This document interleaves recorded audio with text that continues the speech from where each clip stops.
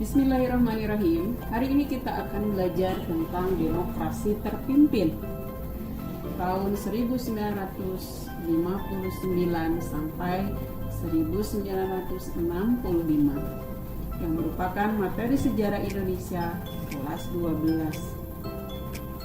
Kita akan lihat apa yang dimaksud dengan demokrasi terpimpin, yaitu sistem demokrasi yang semua keputusan dan pemikiran terpusat pada pemimpin, yakni Soekarno. Yang kedua, landasan berlakunya demokrasi terpimpin yaitu Pancasila sila kelima, yaitu kerakyatan yang dipimpin oleh hikmah kebijaksanaan dalam permusyawaratan perwakilan, diperkuat oleh ketetapan MPR.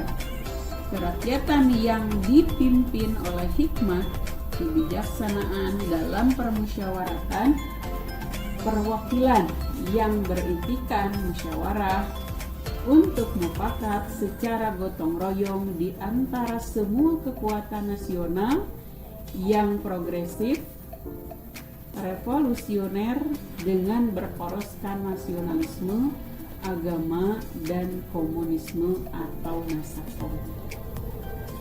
Kesimpulannya, istilah demokrasi terpimpin diambil dari kata dipimpin oleh hikmat, dipimpin, maka dinamakan sistem demokrasi terpimpin.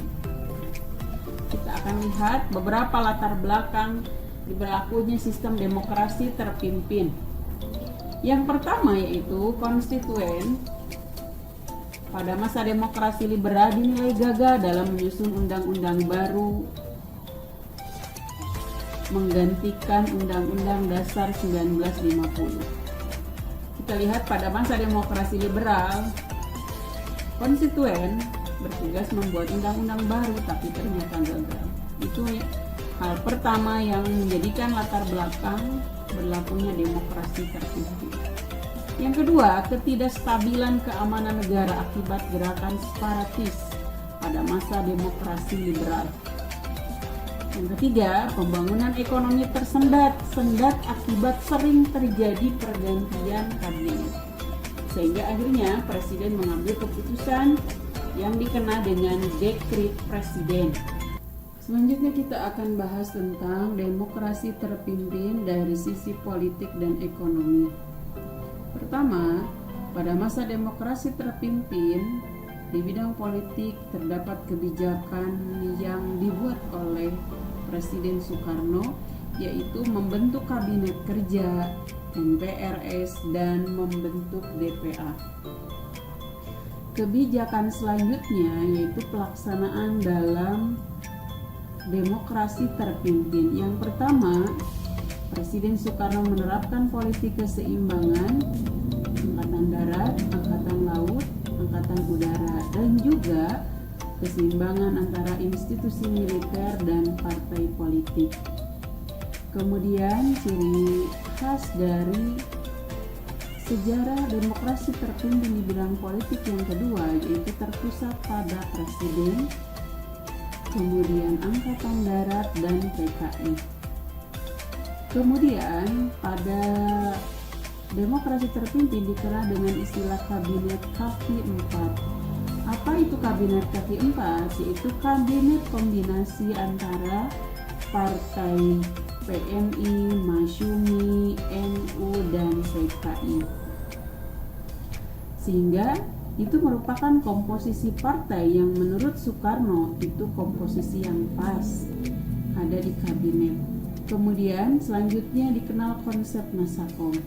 Dalam konsep demokrasi terpimpin, konsep nasakom ini juga menjadi pijakan untuk Presiden Soekarno, yaitu ideologi nasionalisme, agama, dan komunis disatukan. Sehingga di sini merupakan ciri khas dari kebijakan demokrasi terpimpin. Kemudian yang selanjutnya yaitu konfrontasi dengan Malaysia. Konfrontasi artinya ada yang menyebutkan secara istilah yaitu bermusuhan, ada konflik.